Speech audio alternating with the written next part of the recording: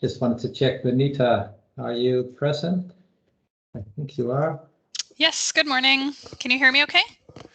Yes, I can hear you okay. Okay, perfect. I will show the outline for our breakout room.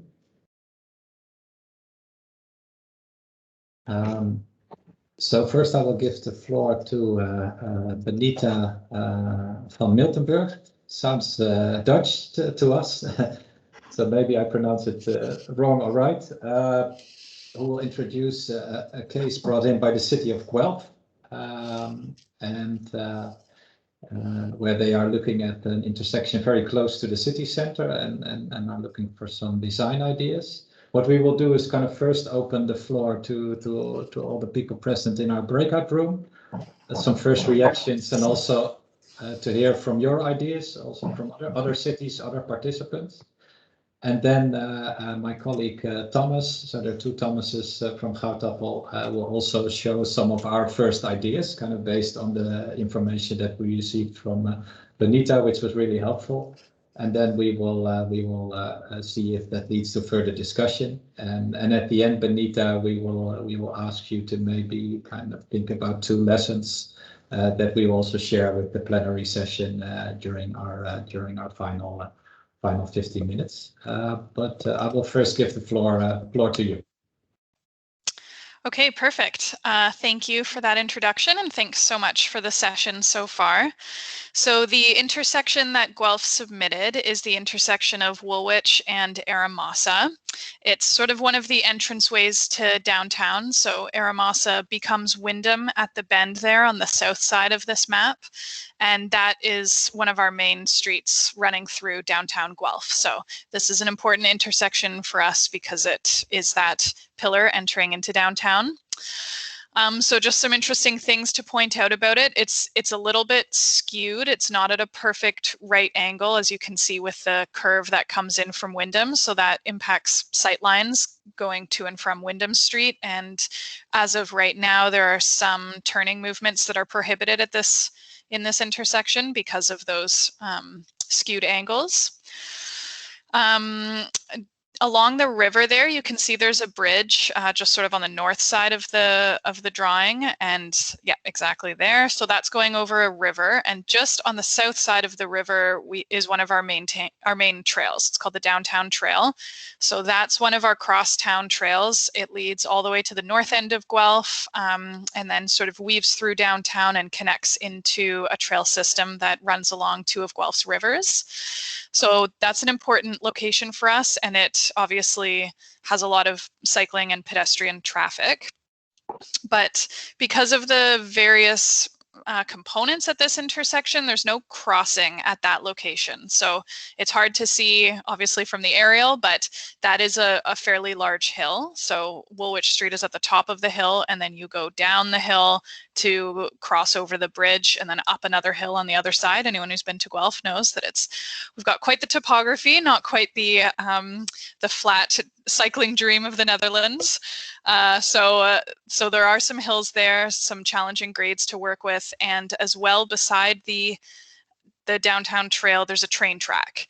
So at this time, there's no crossing, there's no designated cycling and pedestrian crossing along that trail. So people have to most inconveniently dismount, walk up the sidewalk and cross at Woolwich Street, and then walk back down the sidewalk and continue. Of course, this isn't what actually ends up happening. People mostly just cross at the trail location because that's where the desire line is. And then the last thing that I wanted to point out was Cardigan Street. So it's kind of traveling to the northwest there. That right now is a one-way street going towards the northwest, but it does kind of link with the downtown trail just beyond the outside of this image. So that's sort of an important consideration, but then of course comes up at this kind of awkward mid-block area to cross Woolwich. So that's obviously been something that we've considered from a connectivity perspective, but haven't done anything with quite yet. And I think that that's about all that I was going to share about this unique location in Guelph.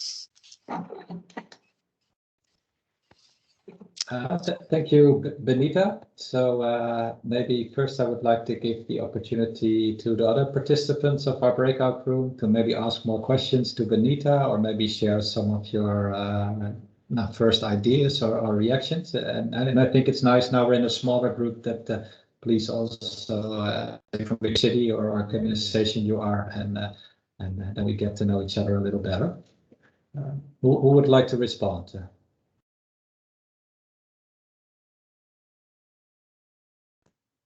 I just had a quick question there, if that's all right. I was wondering, I may have missed, did you say you do or do not have a formal crossing infrastructure on Aramosa at the downtown trail? That's kind of why you're looking at the intersection, to provide somewhere to kind of guide people to cross properly? Exactly. Yeah, that's correct. There's no formal crossing at the downtown trail right now, and our signals and traffic team have quite a bit of resistance to putting a crossing in there because if you street view it, you can see that it's at the top of a hill. So there's a set of lights there. People would be coming down the hill and then having to stop on the hill at the train tracks with a bridge there and an intersection just up the street. So it gets a little bit congested there, and they're not very comfortable with the volumes on Aramosa having a crossing at the downtown trail in the event that traffic backs up, or that then there's a train as well and an extra backup of traffic at that location. So yeah, right now there's no crossing. Okay, thanks.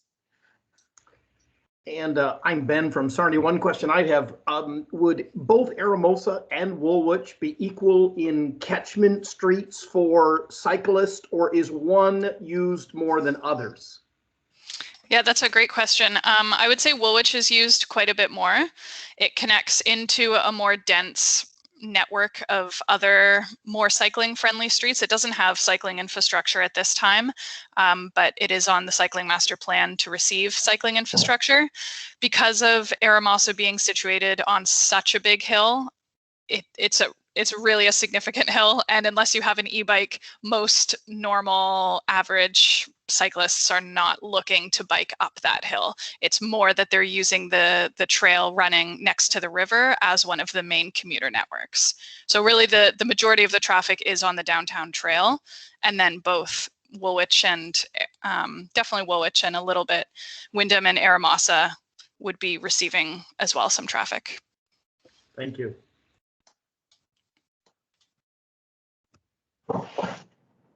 And sorry, just another one. Have you experienced, or have there been collisions involving, pedestrians or cyclists at that crossing, just because, like you mentioned, the convenience factor of crossing there? So I did ask about collision history, and nothing came up on file, so that's good. To my knowledge, there have not been collisions at that location. There have been, obviously a series of collisions at the intersection involving vehicles. I'd have to double check again what we sent the team. I don't know, Thomas, if you have that info easily available, but I think that the collision count involving people biking and walking was fairly low, if at all. Thanks. I don't think I have it on hand right now, Benita. Maybe a question from our side. What were the ideas so far within the city about the design, or options that you already considered? Or yeah, definitely. Just to go back to that collision question, there have been no collisions involving pedestrians or bicycles. There have been 32 collisions involving vehicles in the last 5 years at that location. So the main consideration that we're looking at right now is just to the north of the bridge on Aramosa is a fairly flat street called Arthur. It's a really beautiful residential street. It's already traffic calmed. So there's another designated pedestrian crossing about halfway up the hill on Aramosa, and we're considering shifting that down to Arthur Street and really trying to direct the majority, at least of the bicycle traffic, up onto Arthur. There are 2 additional bridges that cyclists could access on either end of that downtown trail. fairly close to Aramasa. So that's kind of the main solution that we have so far, is to actually just redirect the majority of the bike traffic to that northern street, Arthur.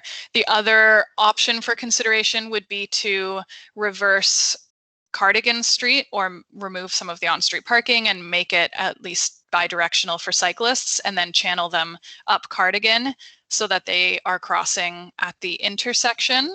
And that's an easier, slower slope that they could ride, as opposed to a short, steep hill going from the downtown trail up Aramasa to Woolwich. That's another consideration, but that introduces a mid-block crossing at Cardigan and Woolwich, or possibly bi-directional facilities on the north side from Cardigan to Aramasa. Those are some of the options we've got on the table. Thank you. I see Susan raising her hand, please. And please state your city or your organization.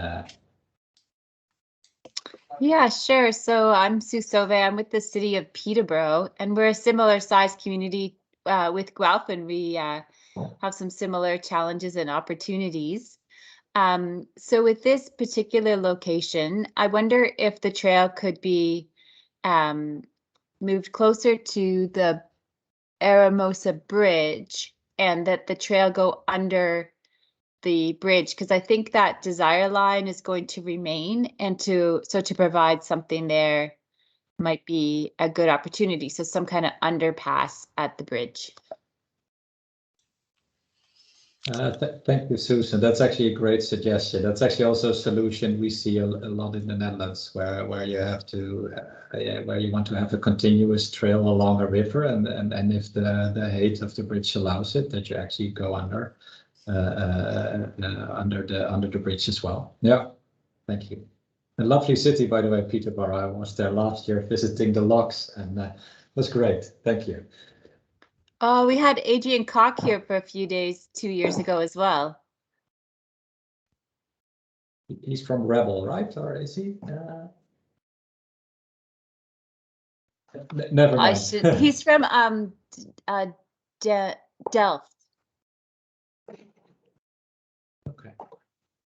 Maybe I'm mistaking him for somewhere else. But Benita, about the underpass solution, is that something you considered, or?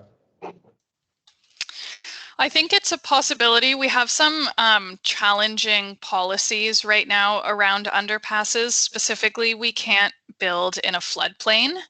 So that's been one of the main challenges that the city has come against. It's actually just an internal policy challenge around not being able to build anywhere within, I don't know the specifics, I think it's a 25-year floodplain.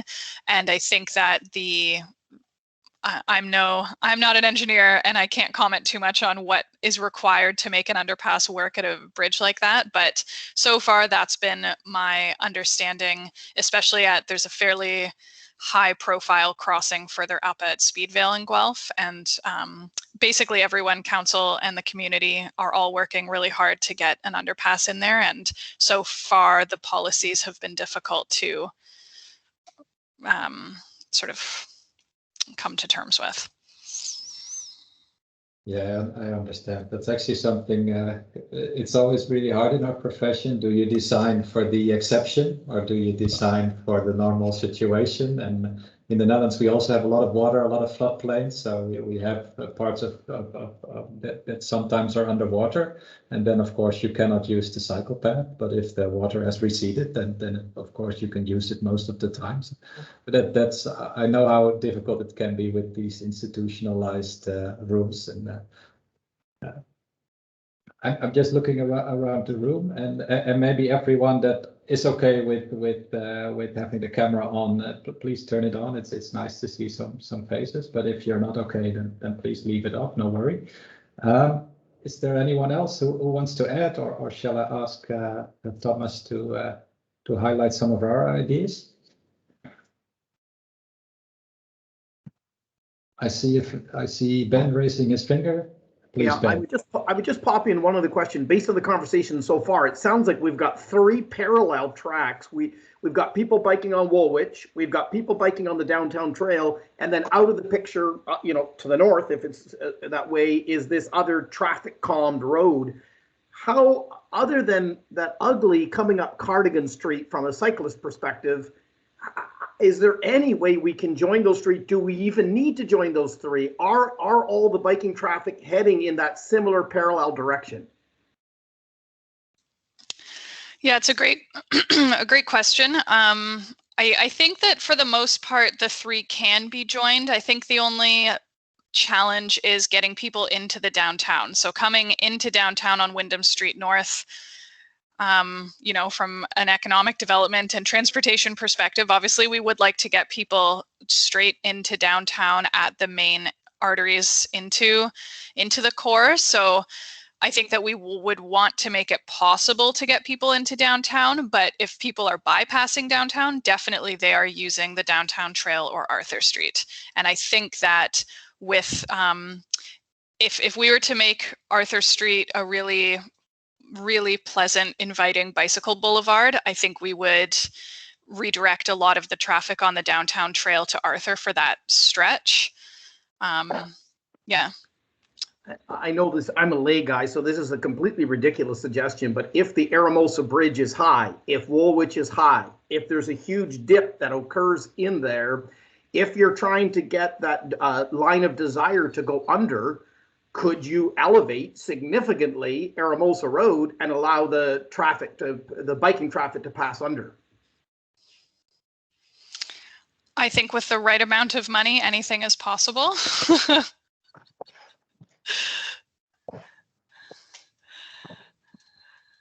Maybe a long-term option there. Mark, you also raised your hand earlier. Please state your city and organization and ask your question or comment. Sure, sure. I'm with the Halifax Regional Municipality in Nova Scotia. Hi, Benita. I think you and I actually met a few years ago at the Walk Bike Places conference. Actually, yeah, 2018, I think it was. I hope you're doing well. You too.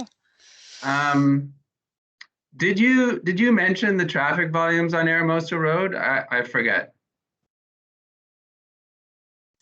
I did not, but I do, I believe, have them here. I guess I'm wondering about the idea of the signal, adding a signalized crossing for the trail. I'm imagining you probably considered a half signal there, and you mentioned that there was some pushback from your traffic engineers. And do you consider that option sort of dead in the water, or is there some more work you could do on that? Are those concerns based on some modeling of the impacts of that signal, or has it progressed that far? I guess, have you investigated that option to that point? I think that there's been over the years a push for an enhancement to this crossing or some sort of safety infrastructure put in place, and over the years it has been looked at on and off by the traffic team. I don't know if we were to come back again a little bit more strongly, especially we're updating our transportation master plan right now, so we're getting some of that policy direction to put in facilities or interventions that may inconvenience drivers, which is not something that we've historically done in Guelph. We've kept the perspective of keeping vehicles moving, and now we're at a turning point, which is great that we're entering into a more multimodal complete streets kind of model. So it's possible that under the new plan, if we were to redirect it, it could work, but I think that with the hill and the train track, the traffic team is very, very reluctant in the idea of a signal there. And I don't know if that is policy driven on their end, like if it doesn't actually meet the Transportation Association of Canada, those TAC standards, or if it's an internal resistance. That's a question that would be worth me sort of poking around and finding out whether this is, illegal, or so to speak, or if it's just something that we haven't done yet and we're nervous about putting in a signal at the base of a hill right next to a train track.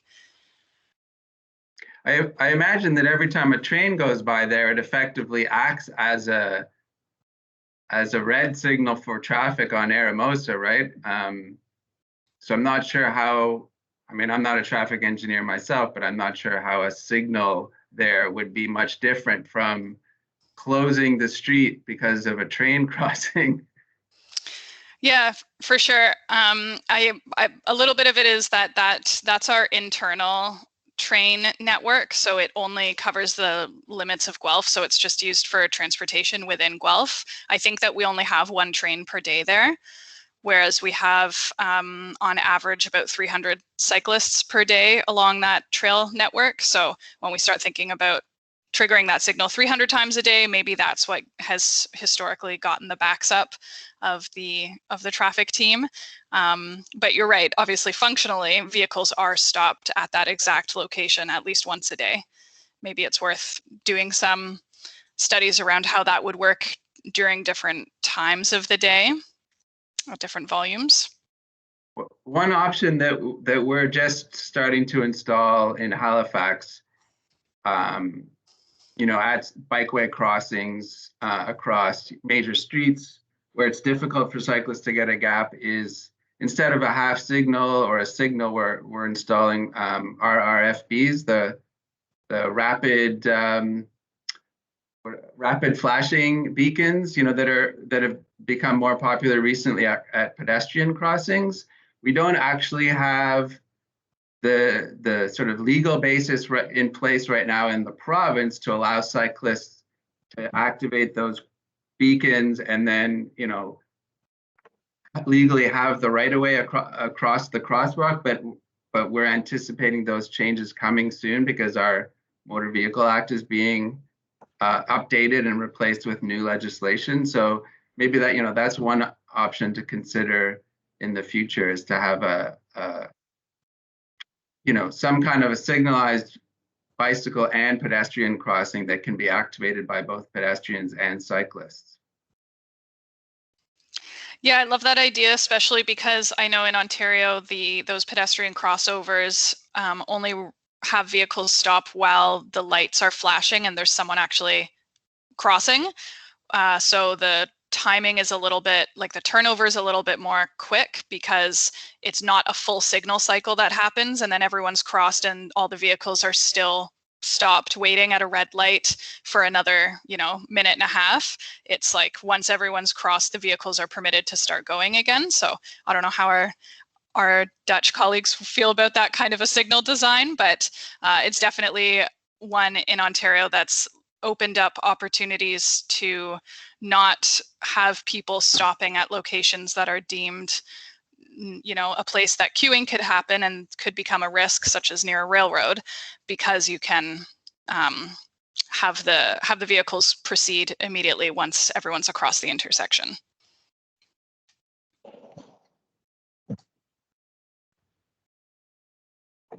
Thomas, did you want to respond on the traffic light question, or? I know that's not your core expertise, that you're more of a designer, but that's why not our colleague in the other breakout room. But well, if I'm hearing this conversation, there's I try to find out what is really the problem. Is it difficult for cyclists to cross the road? Or is it dangerous to cross the road? Or what is the real problem over here? Because I see 4 lanes, and I do not exactly the number, but it's not the busiest road in the world. So I'm wondering what is the problem for cyclists? Is it to cross 4 lanes of cars? So, yeah, for the most part, it is that it's crossing 4 lanes of traffic at the bottom of a hill. So the vehicles can turn a corner that you can't necessarily see them coming, then they turn the corner and then they're coming downhill fairly quickly towards you. And Eramosa's a fairly busy road, especially during, you know, sort of rush hour, like in the mornings and in the evenings. The volumes are pretty high, and just generally we don't love having a mid-block, you know, a mid-block crossing where we're directing them to cross at an undesignated area. It's okay when they're crossing a local street at an undesignated area because the volumes are just that much lower and there's usually only 2 lanes. But once they're crossing sort of an arterial road with 4 lanes of traffic and they're kind of running across, you know, that's not a very comfortable situation for them, obviously. And then coming up the hill is a real challenge because it's a really steep hill from the trail to the nearest light. Yeah. So, well, I think there are a couple possibilities over here. Maybe to reduce the amount of lanes, but that depends on the cars. Because in Holland, if we have to cross a busier road with the bike, we try to separate the directions of the car, so you can cross the road in 2 times. So you don't have to cross cars in 2 directions, but you can cross 1 lane at a time.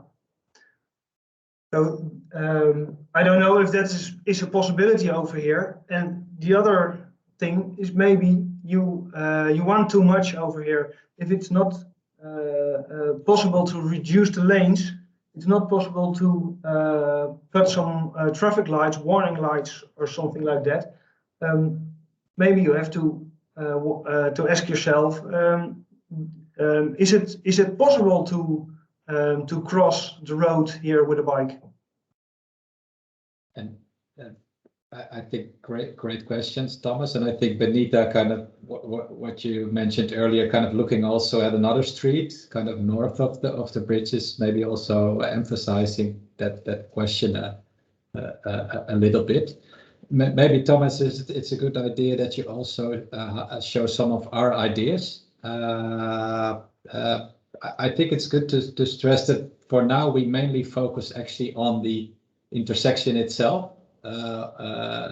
So also kind of as a first showing some first ideas. Of course, taking everything into account, the trail, the other side of the road, the whole network would require much more comprehensive design. So I think you should see this as some first ideas that we thought about. One thing I wanted to highlight before I give the floor to Thomas, I think is also what was part of my presentation is kind of what is the function of these different roads, yeah?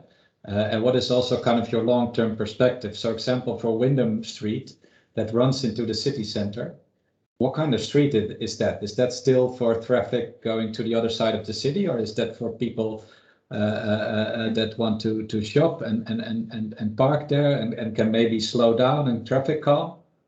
And also kind of what is the function of Woolwich Street on both sides? So also thinking about what is kind of my long-term perspective in the network, and that can maybe also influence the type of design that you want to make. Alistair, I see you raised your hand. You want to add something? Yeah, just kind of on that same topic, as you can see, like Guelph is a university town, and I believe it's kind of south and east maybe of this intersection. Like, is the goal here do we have college students over in that area that are actively using this route to get to the school? And is that something is that kind of one of the targets of improving this network, or is it just to improve this specific location and make it a safer spot for the users that you have? One of the main targets for this section is that it's on what's called our active transportation network study. So back in 2017, before we had, and again, our Dutch friends will chuckle at this, but before we had a lot of support for fully separated on-road cycling facilities, we took the approach of creating a trail-based active transportation network to try to move that mode shift and make cycling more feasible entirely off-road. We didn't have the same support for getting protected on-road facilities. So the alternative was to sort of improve the trail system to the point that it could be a commuter network, so that this route is on that commuter trail network. So I wouldn't say that there is a high percentage of students in this area, although it's a great point that Guelph is university town. We don't have as much student housing in the sort of north quadrant of the city, which is where this connects to. But the downtown trail is on our main trail commuting network, so it's not recreational. We do have a lot of recreational trails in the city. Some people do use it recreationally, but people also use it who are trying to get to and from work. So we want to make that, you know, easy to do by bike and not involve lots of detours and dismount and walks and all of that stuff. The goal is really to make this downtown trail a fluid, cohesive commuter trail. Great, thanks. By the way, I actually liked a lot of the trail networks in Canada. Of course, because and also in the Netherlands we have trail networks in the city running through parks along rivers that are excellent. And of course the challenge always with those networks is where are the destinations, and do you have enough feeders? Because in the end most of the destinations are not along the trail, so you have to get the feeders into those networks. But then they can be excellent ways of getting people also to use it as a commuter network. But I sometimes notice that like neighborhoods, residential neighborhoods were kind of facing with their backs towards these trails. So it was a very nice trail, but it was really hard for people to get onto those trails. So the feeders were lacking, but in itself it can be a great solution. But let's move to Thomas, the other Thomas. And we thought about some solutions which focus more on the crossing, so a little bit less on the trail that we discussed a lot already. Thomas. Yeah. In here we've just looked with the Dutch perspective. Is it possible to create a roundabout in the Dutch way on this location? So I don't know if it completely fits to the Canadian standard. I think I don't. But if it were in Holland, we would do something like this. Well, there are a couple of basics in it. I don't know if you familiar with roundabouts. Yeah. What I've seen with the roundabouts in Canada and North America, and also in some parts of Europe, they're a bit different from the roundabouts we make in the Netherlands. For example, the cycling lanes. We got two types. We got an on-road cycling lane, and we got an sort of off-road call it an off-road cycling lane. The cycling lane on the roundabout, where you're gonna merge the cars with the bikes, so you can create a very small roundabout, but there are some safety hazards in it.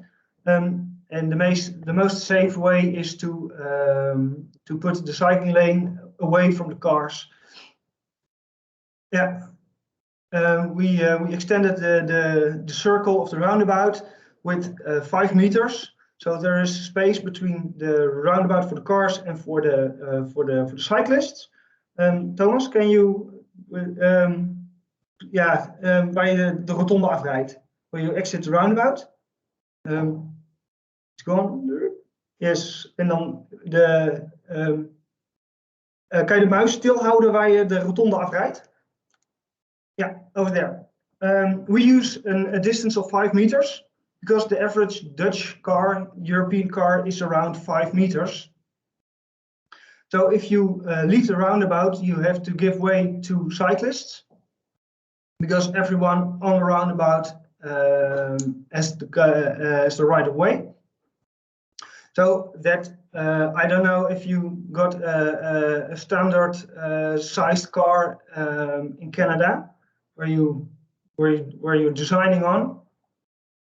but in the Netherlands it's around 5 meters. So we use that size to make sure that if you leave the roundabout with your car, you have space enough to not block the roundabout and to give way to the cyclists. Also, we separate the ongoing and the offgoing lane on the roundabout, even if the cyclist has the right of way. When somebody make a little mistake, you have space enough to see the cyclist coming, and the cyclist has got some space to slow down or speed up.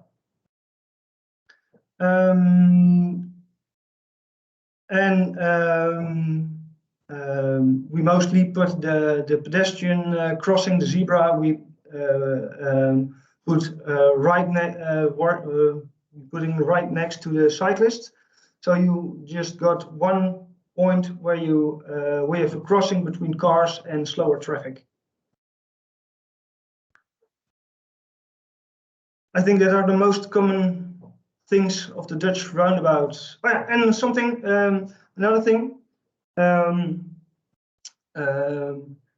we connect the on and offgoing lanes as much as centered to the roundabout. So we got you can see the best when you coming from the east side. The middle lane from the east road is pointed directly to the center of the roundabout, and we try to connect the ongoing way and offgoing way as close as possible to that center. That provide a little bit a smaller corner to entering the roundabout, so the speed of the cars has to reduce to enter the roundabout. In a lot of other countries, they pointed the ongoing lane in the direction you entering the roundabout. So the entering speed is a little bit higher, and that gives a little more chance to have an accident. Thomas, shall I show this? Yeah. Maybe if you can mute yourself. Shall I show the second type as well, which kind of embeds the idea of a different design for Windham Road as making it more calmer, so you could get a different type of roundabout. Maybe Thomas, you can briefly explain the difference with the previous one. Yeah, in the previous one, all the four roads has got the same sort of layout, and in this one we try to reduce the size of the road entering the center, the city center, to make it not a through-going road, but a more cycling and pedestrian friendly road, more like a place to stay and not to go through. But that's more a discussion over what do you want with your city center.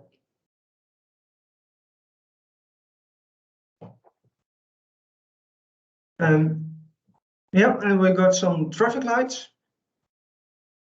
In the current situation, all roads got three lanes, one left, one right, and one to continue. It depends on the flows of the cars, how you're gonna how are you gonna design the junction. You could combine some directions to reduce the amount of car lanes, and you can use that space to create some biking area.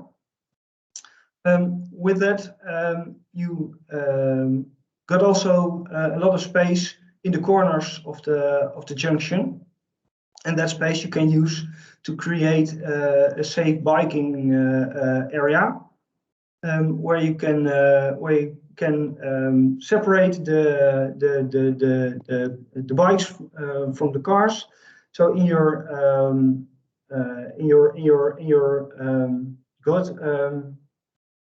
cyclist, in your cycling, you can separate the bikes from the cars.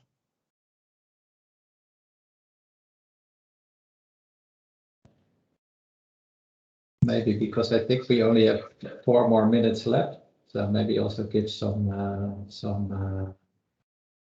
opportunity for people to react. Maybe it's good to add as well. So in the end, your traffic flow for cars is often determined not by the number of lanes, but more how you make your intersections. So actually putting in a roundabout can sometimes actually also lead to a better flow of traffic for the car because you don't have traffic lights. But also reducing lanes, but better looking at the way you do your signals can also even lead to a better overall result. So of course, taking away lanes is always scary, but it doesn't have to affect the overall flow for all the road users.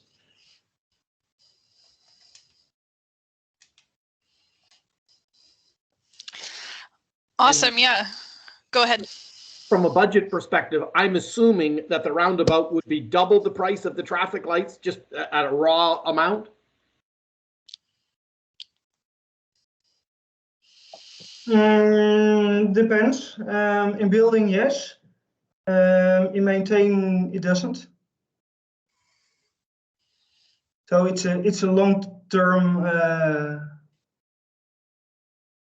profit.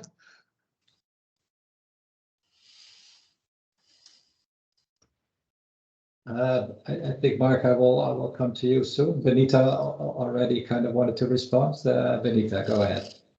Yeah, I'm just wondering in either of these designs, either of the 2 roundabouts or this solution 2, would it work to have the north crossing for cyclists be bi-directional so that if they're on the west side, they can cross and travel east, just so that we avoid them having to come up the hill and then do the full loop around to go back down?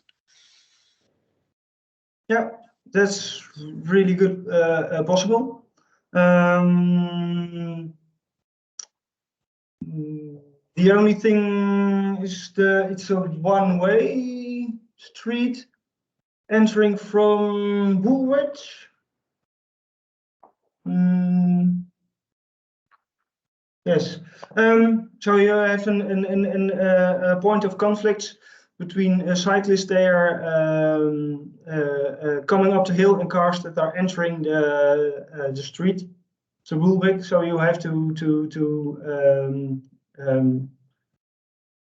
think about it, how you're gonna design it. But it's very good possible. Mark, you wanted to add in as well? And I think we have about 2 more minutes left. Well, I like all 3 of these options for the Wyndham Woolwich intersection, but I just wasn't clear to me how this was solving the problem of the trail crossing at the bottom of the hill. But I guess it is the idea that cyclists would cross in the intersection, either the roundabout or the protected intersection, and that, you know, and continue on their way on the trail. I see we're going back in 30 seconds, so this is going really quickly. We focused on the intersection. I think if we took the trail more into account and look at the comprehensive design, we might find